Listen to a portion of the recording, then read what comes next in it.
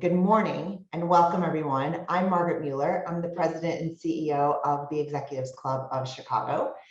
We kicked off our new season this week. We had a number of exciting events, and talk about ending on a high note. We are all in for a real treat this gorgeous Friday morning here in Chicago. Before we get started, I'd like to take a moment to thank all of our sponsors for this season. Thank you to all of our season sponsors for your gracious support. We could not do anything that we do without you. I also want to give some special thanks to our Women's Leadership Series and Spotlight sponsors of today's program: Baker McKenzie, Energy BBDO, Merrill, and NiSource. A quick technical reminder that you can submit your questions for Lilly using the Q&A button at the bottom of your screen. I know that Julie will do her best to get to them. And another quick note, if you should run into any technical issues during the program, just email programs@executivesclub.org and a member of the team will be in touch to assist. And please be sure to check out our website for more programs and ways to engage this season. We have 110 programs planned for our 110th anniversary. There's some tremendous stuff. We're excited to see you join us. So on to our program. Our special guest and speaker today needs no introduction. We are thrilled to welcome Lilly Ledbetter, activist and champion for change, whose story prompted the Fair Pay Restoration Act of 2009. Her story began far before this legislation was passed. In 1979, while working as the only female manager on staff at Goodyear Tire, she was earning far less than her male counterparts and made it her lifelong mission to find justice for others in the same situation. Her inspirational story and commitment to achieving fair pay demonstrates the real grit that it takes to achieve transformational change and justice for those who are facing issues of inequity. And joining Lilly today to discuss her story and the motion picture being made about her journey is Julie Smolyansky, President and CEO of Lifeway Foods. We also will have a special guest appearance this morning by Rachel Feldman, who's the veteran screenwriter and director of the new film, Lilly. So sit back and settle in for a conversation with these incredible women. Over to you, Julie. Thank you so much, Margaret. I always say that the city of broad shoulders has some pretty terrific broads. But today we are joined by a really terrific broad from all the way from Sweet Home, Alabama. Miss Lilly Ledbetter, the iconic Miss Lilly Ledbetter. And on behalf of the entire Executives Club of Chicago and the whole city of Chicago, I want to just say thank you so much, Lilly, for joining us. Thank you, everyone, for joining us. And we're really excited to have you and to learn more about your sacrifice and your dedication, your fortitude. Without it, we would not have the Fair Pay Act. You know, we're really, really inspired by your story, and we're excited to learn more. I'd like to just jump in and, you know, learn more about your life. Tell us about little Lilly Ledbetter before she was bumping elbows with notorious RBG and Obama. Tell us about little Lilly, where she came from, what life was like in Alabama.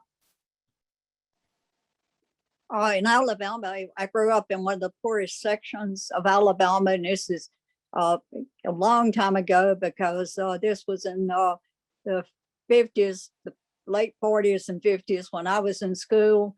And in the country schools, we were turned out at noon to pick cotton or do whatever the farm needed. We didn't farm, but we lived next to my grandfather's farm, and it was really a challenge for me, and it was so hard work. It was so encouraging that I knew that I was determined that I would live someplace besides a farm. I was not intending to be a farmer, and I wanted something better for me and a family that I would have in the future. And that's what I sought to do. And the doors were just beginning to open for women and allowing us to take jobs that had normally and traditionally been men's. And prior to my going to Goodyear, I had been a working for H&R Block, managing 16 locations.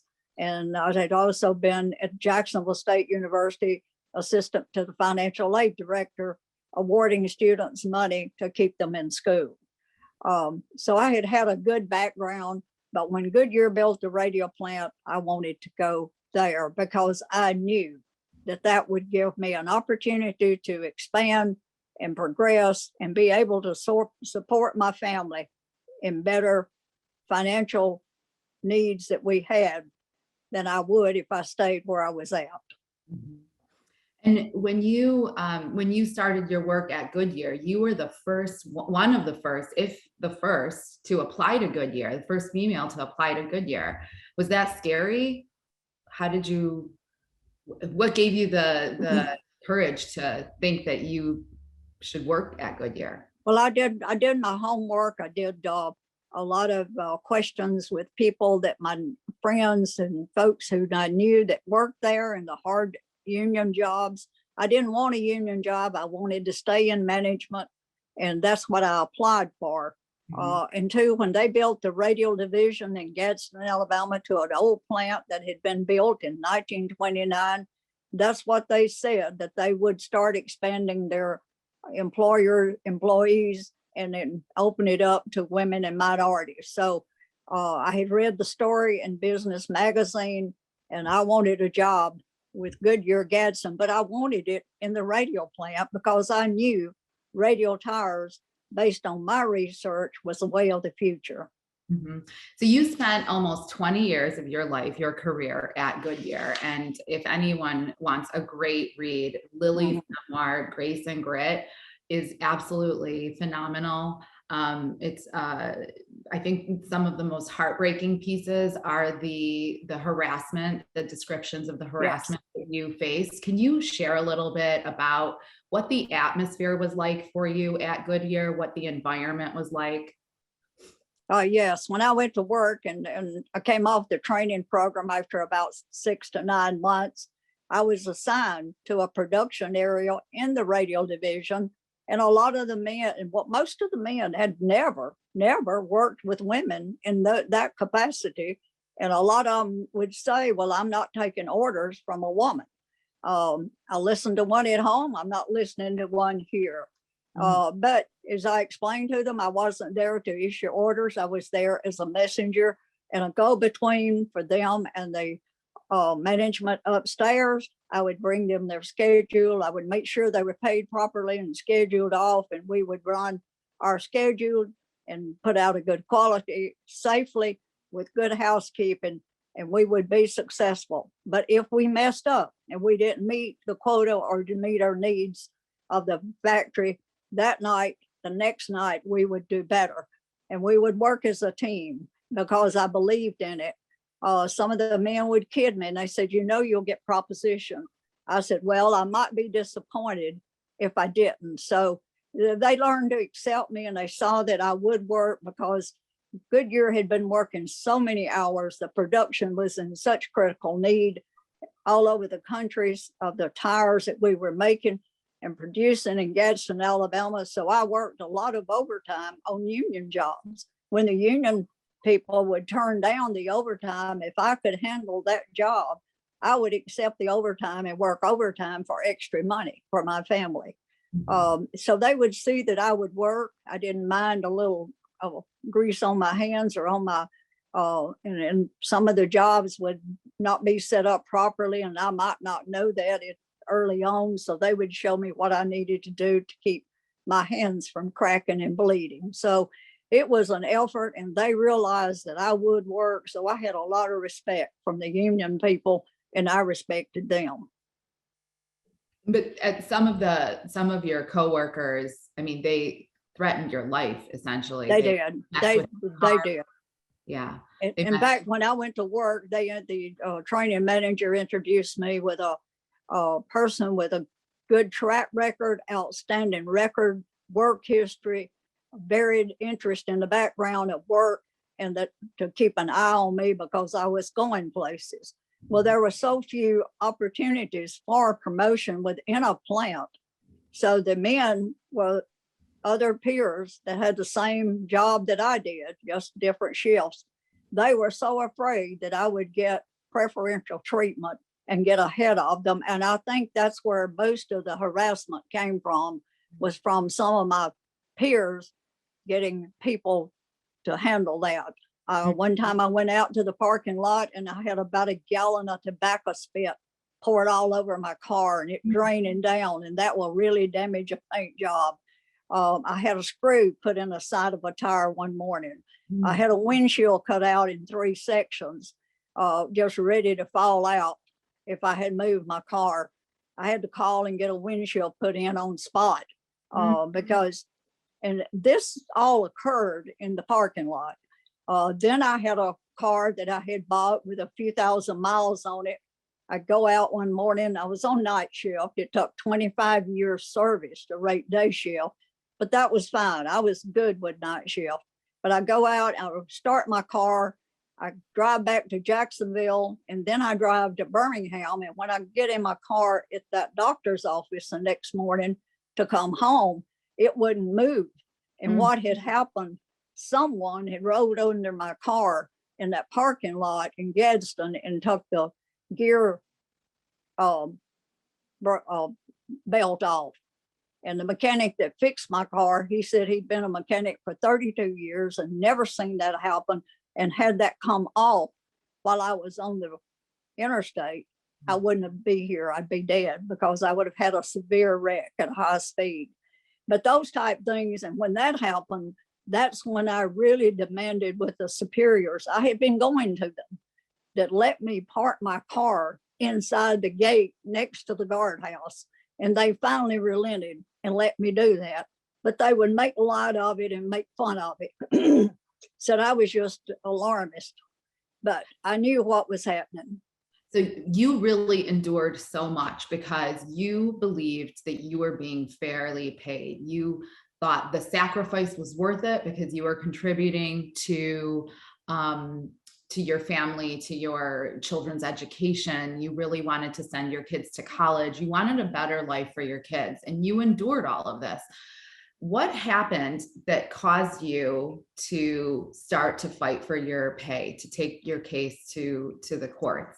There was a note, and there was a note. I went in to do my 12-hour shift one evening, and in my little mailbox at work that had each of our names on them, it was open, and there was a torn piece of paper with 4 names, and we 4 had the exact same job, 3 men, 1 female, just a different shift. And those men were making, some of them was at least 40% more than my base pay. And all of them was much greater than mine. And what first thought that hit me was how much money I had lost through the years. And then it occurred to me my overtime, because in the job that we managers first line had, we got time and half, double, triple, because we were required. They didn't have people to fill in for us. My peer had a heart attack, for example. I worked 2 months straight, 12-hour shifts every night of the week for 2 months. And when he took his vacation, I worked my shift and his too. If he was on special assignment, I worked his shift. And if I got off for my vacation, he'd have to work for me. So we each worked a lot of overtime. And I started, thinking about the calculation, how much money I had lost in time and half, double time and triple time, and how much I had legally earned. And then it occurred to me, my retirement is based on what I'm earning. My contributory retirement was a percentage matched by a percentage from Goodyear, and my 401k was 10% of what I earned is what I signed up for. That was the maximum, and they matched it by 6% stock. That was a tremendous loss for me and my family in those years. And I was 2 years away from retirement at the time.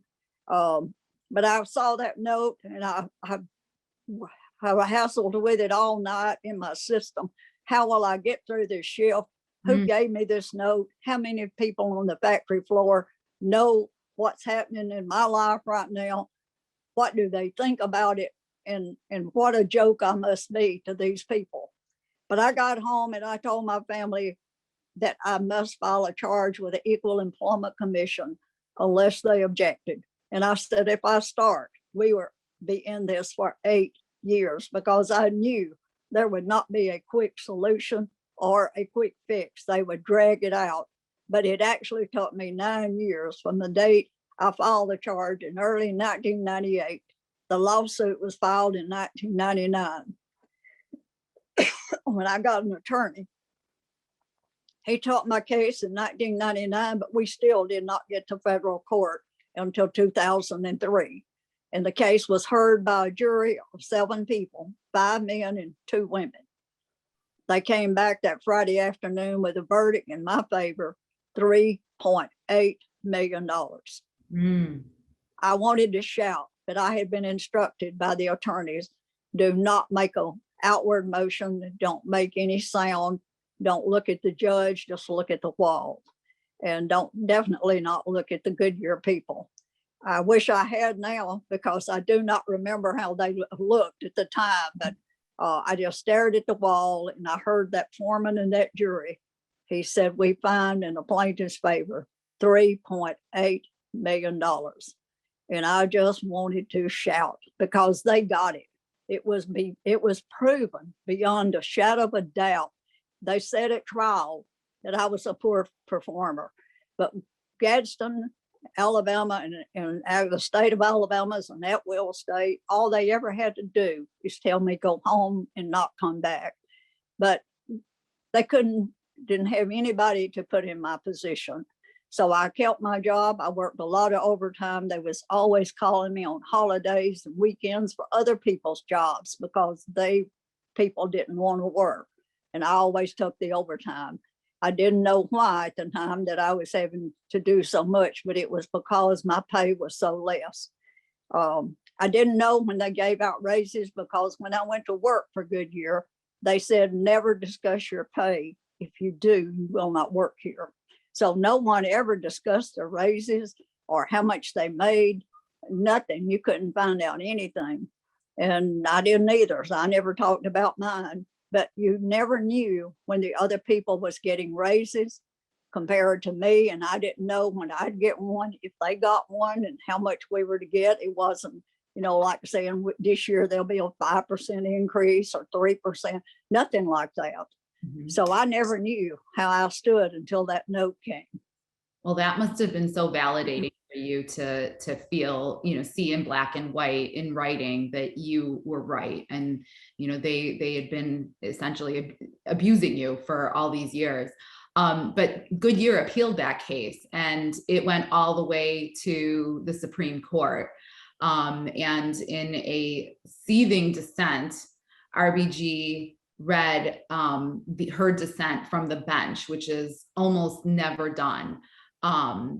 Can you tell us a little bit about that process and testifying for the Supreme Court and Congress and all of that happened? Yeah, I was there when the case was presented in the Supreme Court. My daughter and I had traveled to Washington and we were there, we heard it. But I wasn't there the day they read the verdict.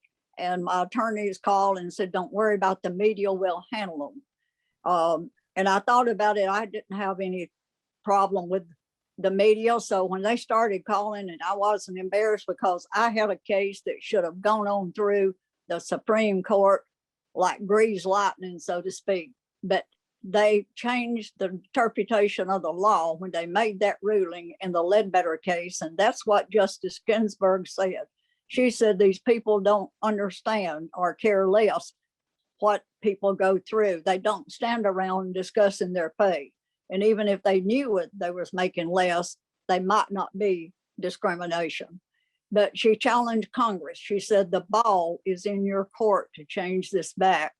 And one of the things that happened, Linda Greenhouse, a reporter, called me and she said, you were not there. She said, but I wish you could have heard Justice Ginsburg because she read every word loud and clear. And she said it was so quiet in that courtroom when that was read. And it was quite lengthy. And Justice Ginsburg got the country rallied up with that challenge.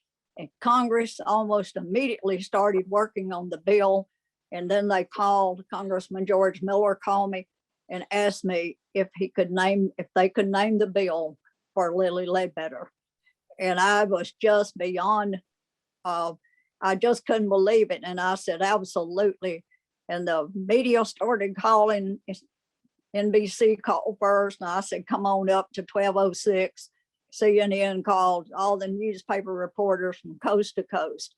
And I loved the media. That's one time I really loved the media, even though I left the federal court in Alabama with only a $360,000 is all I left with, because there was a cap on what I could get, even though I worked for a major corporation. And going on for back pay, you can only go back 2 years is all the law will allow.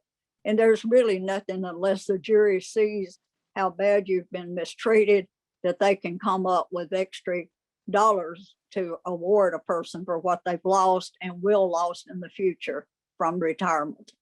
Mm-hmm. Well, Ginsburg says that her work and the dissent was one of the most impactful pieces of legislation that she had worked on.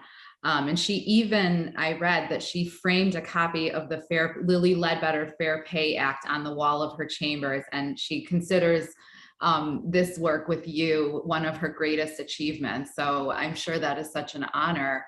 And President Obama signed this. This was the first piece of legislation he signed Right. when he became president. What was that like, standing at the White House and seeing your work, your dedication, your sacrifices now impacting the rest of our lives? How does that feel for you?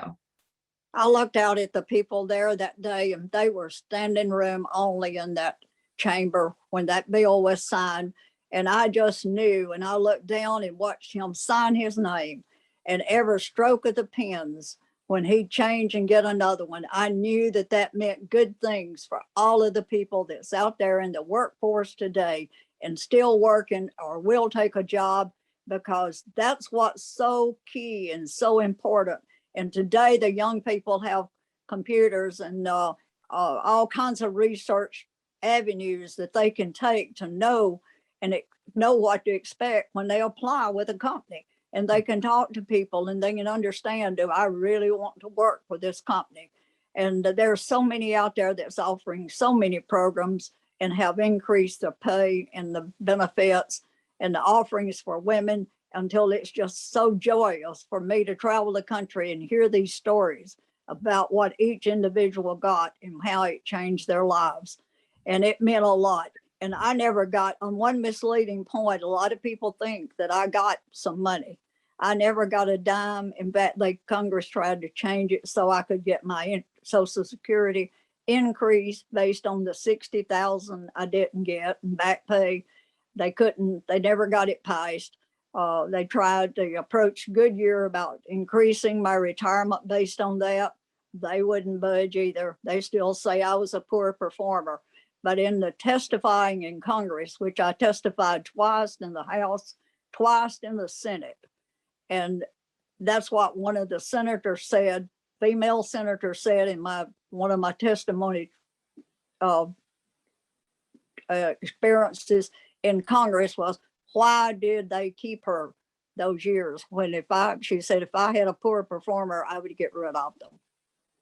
Amazing. Well, let's fast forward to today. It's been a little bit more than a decade since the legislation was passed, and your book is out, and a movie is about to be made about your life, Lilly, and it's positioned as a political thriller. It's being compared to Philadelphia, Silkwood, Aaron Brockovich. I am so excited to see it. I mean, I know we're just starting in pre-production. We're about 5 weeks away from pre-production. What does it mean to you to have your story? You know, this isn't just a Lilly story, but it's a story of all of us, of the what we all endure. And so many of us have been othered or disrespected in some way. But your story is really about perseverance around, getting through those hard times. It's absolutely inspirational. What does it mean to you to potentially see your story on a screen and act it out? Patricia Clark has been cast as Lilly. How do you? Right. Tell us? I'm so excited because what this means that this story will live on for many, many decades, I hope, to come, because it's means so much to so many people. And one of the things that's so joyous about my story, it belongs to every family across this nation, because when I speak to audiences, I can tell that audience that I know that there's not a person there that hasn't been touched by someone in their immediate family almost with unequal pay for equal work. And one thing that makes me so happy, this bill and law was sponsored by Republicans and Democrats and independents, and it was voted into law by both parties. It wasn't a Democratic and it wasn't a Republican party. It was everybody, because this is an American right that we get equal pay for equal work. And the other thing I've learned is if you don't get that equal pay, so many families of today, they're having to move their mothers in their homes, young families, because they don't have enough retirement to stay independent. And they have to move in to have some help. And this is a hardship on that family. And there are so many good benefits from people understanding this journey. Well, we are just so inspired. I wanted to personally also just say thank you. For me, what fair pay has meant is that I've had the surplus, let's say, of the money that I've been able to make, I've used to start organizations to help end violence against women. I've used those funds to help fund films that raise awareness around those kinds of issues. And so I just want to say that your torch has lit so many of our torches. And, I will continue to help share that message in the next generation and hopefully the following generation. So I really, really just thank you from the bottom of my heart personally and on behalf of all of us for your work, because it has changed the world. I know that in your book you write about, as a little girl, you felt you were destined for something more. And I want you to know that you absolutely have achieved all of everything that your purpose has brought you here for. And so with that, I'm so excited to welcome Rachel Feldman, who is the director of Lilly. Unfortunately, she was not able to join us live, but we did do a very special talk with her and recording, and we can play that right now. So thank you everyone for joining us today. We have Rachel Feldman, the director of Lilly, the political thriller. Very exciting to have a piece of Hollywood with us here in Chicago. I am so excited to talk to you, Rachel. I was an executive producer on 4 documentaries in the social impact space. And, I am so thrilled that you have decided to take this project on. And, before we get started into Lilly, I want to understand and know, how does somebody become a powerhouse director with 70 credits? I mean, talk about trailblazers. Lilly is an activist, but you are also an activist in your own right behind the camera. So can you just take us back a little bit to how does one become this incredible director in Hollywood, especially as a woman? When you were coming up in the space, there really weren't women doing film, being filmmakers and leading behind the camera. So how did that come to be for you? Yeah, thank you. First of all, it's an honor for me to be here with you. Thank you so much. And that's a great question to start with. I don't think that I have had this great career, and I don't think I'm this, at this level of a position that you're suggesting, but I am honored that you think that. So thank you. It has been a very, very long road. It has, honestly. I'm a person who knew what I wanted very early on in life. I was a professional child actor, so I sort of knew by the time I was in college that I wanted to be a filmmaker.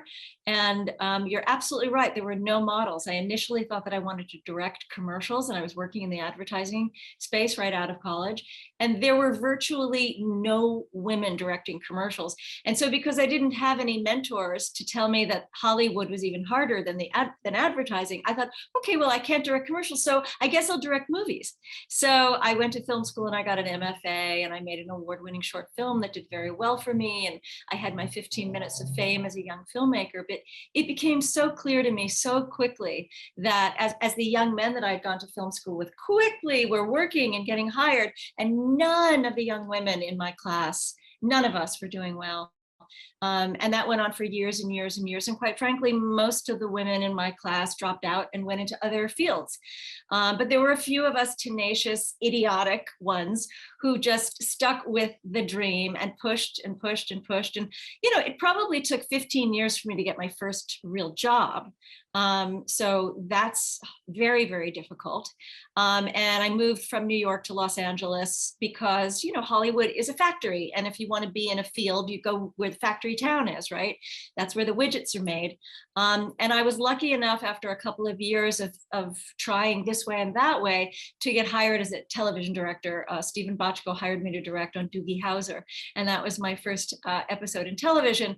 But even then, and even after I had agents, and again, I saw young men, they would direct 6 or 8 episodes a season, a year, and I would do one a year, or maybe one every other year, or maybe one every 3 or 4 years. And that's just no way to build a career. It's very, very difficult to sustain life. Fortunately, I have a partner, my husband, really has believed in my dream as much as I've believed in the dream. And thank God for the good men who stick by their women. And I've had a great family to support me, all along, both spiritually and financially. But there were very few women working. And when I saw that was happening, not just for me, but to the other women who were working in Hollywood at the same time, we formed a committee at the Directors Guild of America, and we all were very honest and said, are you working? No. Are you working? No. When's the last time you worked? 3 years ago. When's the last time you worked? 5 years ago. And so we tried very hard to coalesce and raise our voices, but really until Time's Up, Me Too, which is 4 years ago? I mean, it was a moment ago. It all fell on deaf ears, like, oh, you're exaggerating. Oh, that's not important. Oh, the men need to work. It was the same stuff. So, and I think that's why when I learned about Lilly and Lilly's story, even though her story is so different from mine, being a tire factory worker in rural Alabama is quite different from being a film and television director in Hollywood. But gender discrimination is the same no matter where you are. And I had become an activist for women behind the camera. And I was very sensitive to these issues on a personal level, on a political level, and on a personal level. And so her story really spoke to me. And I felt that I was the filmmaker to tell this story. Wow, that is incredible. So actually, let's go back to that moment when you decided and Miss Lilly really came into your consciousness. And I think this is going to really excite our community at the Executive Clubs of Chicago, because there's a Chicago connection to this. So I read that you were watching, like all of us were watching, the 2008 Democratic Convention that, was this historic nomination of Barack Obama. And you, Lilly, was giving the opening remarks for introducing the president, and you heard the story and you could not sleep. You were like, I need to do this movie. So why did that moment hit you? Why then, of all the moments? Well, I think, I had been the chair of the Women's Steering Committee at the DGA. And there was a lot of bureaucratic and organizational frustration that I had. And so when I saw her speak, I'm also one of these people that just loves her accent. Took me somewhere in my imagination. I heard that Alabama country, that deep country. I grew up loving movies like, Coal Miner's Daughter, or even though they're very different films, for me, I'm a Yankee, I'm from New York. I grew up on the East Coast. There's something so romantic about that accent that just represents Americana for me in a certain kind of way that I have such compassion and love for. And I don't know where that comes from. We're storytellers, right? But I'm just so attracted to it. And she had this presence, this beauty, and this simplicity and honesty. And I grabbed my husband's shoulder when I was watching. It's just the two of us in the den watching the Democratic Convention. And I'm of course sort of embarrassed to say that I did not know who she was at that moment. I said, "Who is that woman?" And then she started speaking about her work and fair pay and gender discrimination in employment. And I said, you know what, I've just got to find out more about this woman. I immediately Googled her while we were watching. I was like, you know, to my husband, "Carl, my God, you got, oh, this story. Oh my God, this story." And I am not a storyteller who generally is attracted to biopics or reality actually much. I like thrillers. I like musicals. I like, you know, I like movies about demented killers. I tend to write in a very dark approach to life, even though I'm an optimist, but you'd never know it. As a writer, it's really fun to write genre. So, reality doesn't interest me. I don't write comedy, I write drama.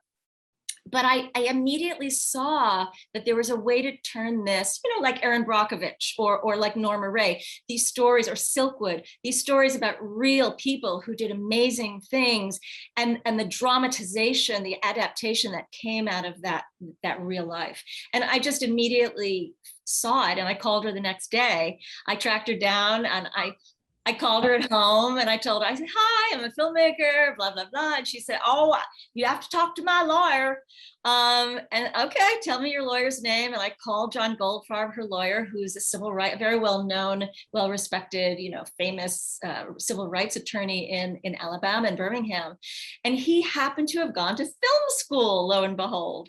And there were a lot of people who were chasing the rights at that point, but none of them were filmmakers. Most of them were studios but I was a filmmaker. And I think because of he had gone to film school and he was interested in the making of the film, we just immediately connected. And I have to say, it's really been John who forged the way for me to formulate a relationship with Lilly. I love that. And I totally love the accent too. And I love stories from the South and crawdaddies and all those the new films kind of coming out of the South. I read that you were not particularly interested in doing a movie about fair pay, but really you were interested in the psychological stakes, the costs of activism. And I couldn't agree with you more. I've really felt that over the course of my 30-year career in activism. And there is a cost, there is a kind of a burnout sense. And I felt that when I had been on stage for the Oscars, the 2016 Oscars with Lady Gaga, which I actually believe was one of the domino effects for the Me Too movement, when we, brought 50 survivors came out and kind of presented to the world ourselves. And that was, thank you. And it was life-changing. It definitely, changed my life, but and the world, I like to think. But can you talk a little bit about those stakes in activism, and maybe what, there are new generations of people growing up right now and getting more politically active than ever before. The stakes are higher than ever. Texas, I don't know, women in Afghanistan. What can you share about that activism, that process of activism, that psychological, the stakes there, tension? Yeah, great question. And you're right. Fair pay is so important, and Lilly's story and what she did legislatively and politically is so important. But for me, that's not what the movie's about. That's a sort of plot architecture upon which a story about a remarkable woman hangs. It's the armature, because it's really about moral courage and about bravery and about standing up for what's right and about how one person can truly make a change. Mm-hmm. So this is a theme that has been told over and over and over again, but I believe man, woman, child, boy, girl, anywhere in the universe, if there's an injustice, if someone is being othered, then it's not always easy to speak up. Sometimes people can't speak up, and I don't blame anyone who doesn't speak up because they can't.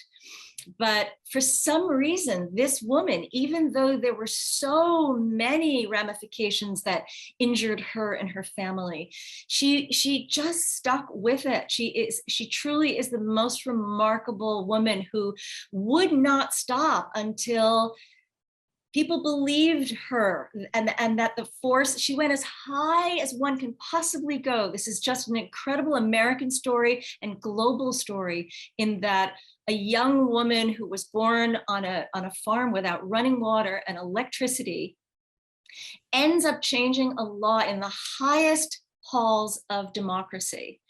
That in and of itself is a story that tells anyone, no matter where they are, anywhere in the country, that maybe if they stuck with it, maybe if they were brave, maybe, because again, I don't blame anyone who can't. Maybe change can only happen from those of us who fight. And that's what the story is about. And the cost, as you just mentioned, your own personal cost and my own personal cost and Lily's personal cost. You know, I like to say, I am a Lily, you are a Lily, we are all Lilies. Men and women, anyone who has been othered, anyone who's been mistreated or excluded. You know, I find that my own discrimination in Hollywood, it wasn't really overt discrimination, it was exclusion. Women were excluded from being hired. So whatever the ism is that you're suffering from, I wanted to show that there is a cost, that people do burn out, that people do get PTSD. But sometimes it's beautiful, but sometimes people succeed. And she succeeds, and yet she doesn't. She doesn't see a penny from it. Her husband dies and she's not with him. But her family gathers around her, and she is acknowledged. She emerges from it being an issue of self. They wronged me, to I want to do better for everyone else who's ever been wronged. And that's a beautiful journey that I want to hold up also for all of us. We may have some personal grievances that happen for us, so let's turn it inside out and let's make it better for others. Oh, I love that. That just really gives us all purpose for those struggles. It gives like meaning, I feel like, to our personal stories, and so thank you so much for that. So kind of speaking on that, we, you know, there's well, I was going to say, speaking about exclusion, right now, and you know, there's only a handful of females behind the camera, in front of the camera. Roles, scripts kind of suck for women in general historically, but that's changing because of people like you. And you know, I read that Reese Witherspoon recently with Hello Sunshine just sold her production company for $1 billion. $1 billion. I mean, there is money behind dynamic roles for women producers, women storytellers, content creators. Can you share, what does it mean for Hollywood, for the world, for a film like Lily, for this kind of valuation, for, you know, for our stories, our content creation?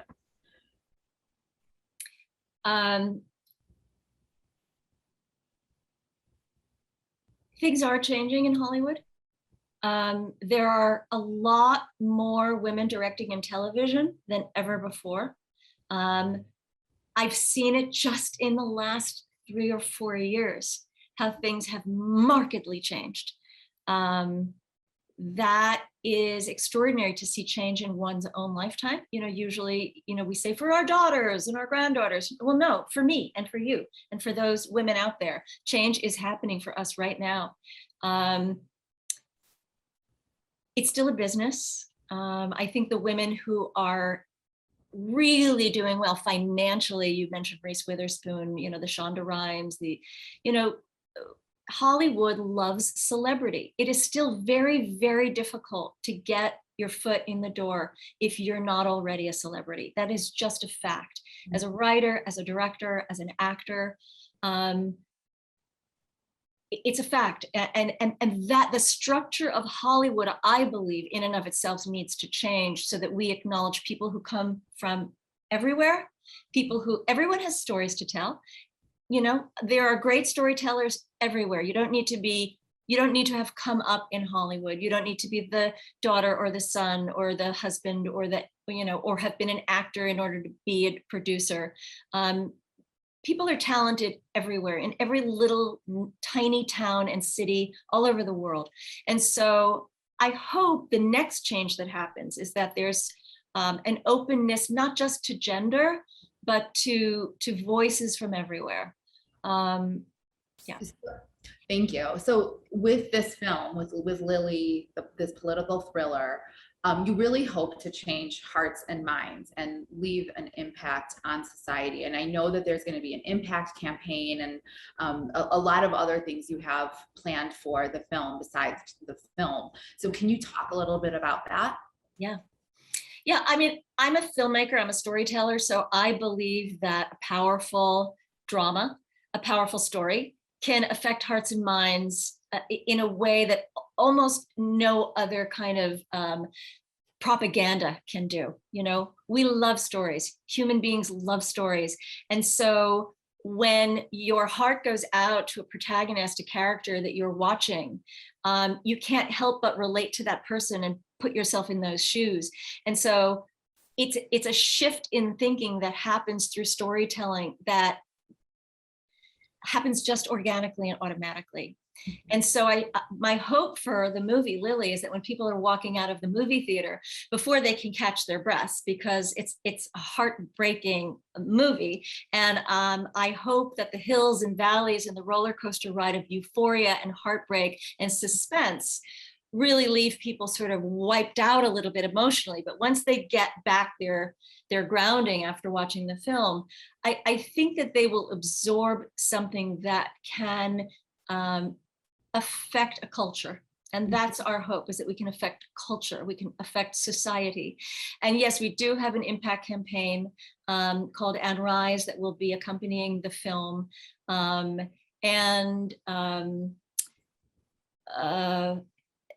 I believe and I hope that the film will affect people just in the same way that when people went to see Silkwood, we became aware of radioactivity, or when we saw Erin Brockovich, we became aware of, you know, corporations dumping poison into the water. It's the same thing. And I think, though, you know, I want people to be sensitive to and become aware of women's treatment in corporations. The bigger picture is we all need to be sensitive to others in every situation in life, and to be fair and equal in every aspect of life. And that's the message of the film. Well, I am certain you are going to achieve those goals. I absolutely believe it. And so if there's people here in Chicago or wherever watching us right now, and they want to be involved in the film, and you're in pre-production right now, right? Yes, we're 5 weeks away from starting to shoot. Oh my gosh, that's amazing. Where is it going to be shot? So we're in Atlanta. It's the first time I've ever been in Atlanta. I've been here for a couple of weeks. We're scouting locations. We start shooting mid-October. Patricia Clarkson is playing Lilly. Josh Lucas is playing Charles Ledbetter, her husband. And Thomas Sadowski is playing John Goldfarb, her amazing attorney. So those are our 3 big stars. Incredible. And I read that Patricia Clarkson's mother is from New Orleans, and she has a long political career. And I actually have a little house in the quarter in New Orleans. So if you ever do a screening in New Orleans, I offer up a place for it. Wonderful. Yeah. But so if people in Chicago, or if anybody watching wants to get involved with the film, like, are you offering credits? Like, what's the process of getting involved? Yes, well, first of all, we have a website, which is www.lillymovie.com, and Lilly has 2 L's, LILLYMOVIE.com, and all the information is there.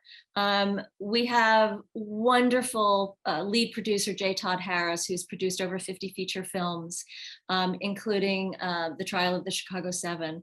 And we have investors who have come in to the film from huge levels that I'm so grateful for, to smaller investment levels, and at different levels have different. Some of them, because I heard Meryl Streep is involved. Is that right? Meryl Streep is not a producer on the film. Meryl Streep is a fan of the project. She's a fan of Lily's. She's a fan of Lily's. She's a fan of my screenplay. And I was very lucky enough for her to read the screenplay, and she helped me cast the film. So she calls herself a godmother of the film, which is good enough for me. A great godmother to have. Exactly. That's great. Well, I wanted to just thank you so much for sharing your time with us, and for your courage and your bravery in sharing your craft and bringing this film to the world and the universe and to all of us. And we just are so grateful for you and your bravery. Thank you, Julie. Well, back at you. And thank you so much for these wonderful questions, and for the films that you have made. I'm a fan of your films and a fan of yours. So thank you. I'm honored that you were the one to ask me all the questions. Thank you. Thank you. Well, that was really great I hope everyone enjoyed that conversation. Learned a lot about the process. So to conclude, Lily, we have a couple of questions from the audience that we're excited to get to. So what would you recommend to new activists coming up and fighting for a cause? What words of advice can you give to all the young people out there? To be educated in all phases of their project, to do their history, do what they plan to go forward, and to get people on board to help support the project. And then you can be successful. That's great. And what, talking about people supporting, originally when your husband and you got married, he really didn't want you to work, but he certainly changed his mind when he saw all the benefits of that. So what can you recommend, or why is it important that, our spouses or partners why does it matter to them? It matters, and it matters a great deal, because it's like what the President Obama said when he signed the bill. This is a family affair, and I'll talk to groups in schools, and oftentimes a student will speak up and say, well, if we run out of money or groceries, we don't eat much at the end of the month. They understand, and they understand they can't go to any kind of recreation problems. So they are getting it very early in life. They understand the reality if a person is not earning. But it is important. In fact, most of the locations across the country today, there are very few exceptions where either just one spouse can support the entire family. Furnished housing and vehicles and education and doctors and so forth, the whole 9 yards of everyday life. So most of the time you have both spouses working, and a lot of times when the children get to college age, one of the spouses is working 2 jobs. I did that for 6 years before I could get a job making as much money as I really needed to support in the way I wanted to. I worked 9 months a year. I worked 2 full-time jobs, and it was really rough. Well, I would say that this was such a treat for all of us to learn more about your life, about your story, and your very, very courageous journey. And I think that we have all been changed just from being here today. And I would just say that I'd like to set the intention that, this movie, Lily, I think it could win an Oscar. It's just such an incredible movie. I've read the script, and I just hope we can manifest that. I believe that in the power of manifestation. So if we all manifest an Oscar for Lily, that would be incredible. And I cannot wait to see you on the red carpet. I hope that we get there. And I'm really excited to help that process any way that I can. And I'm just really looking forward to it. And I'd like to just thank everyone for joining us. Thank you, Lily, for your brave, courageous efforts on behalf of all of us. And thank you to the Executive Club of Chicago for creating this amazing space for us to have this very powerful, important conversation. And thank you all for joining us. Have a great weekend. Thank you.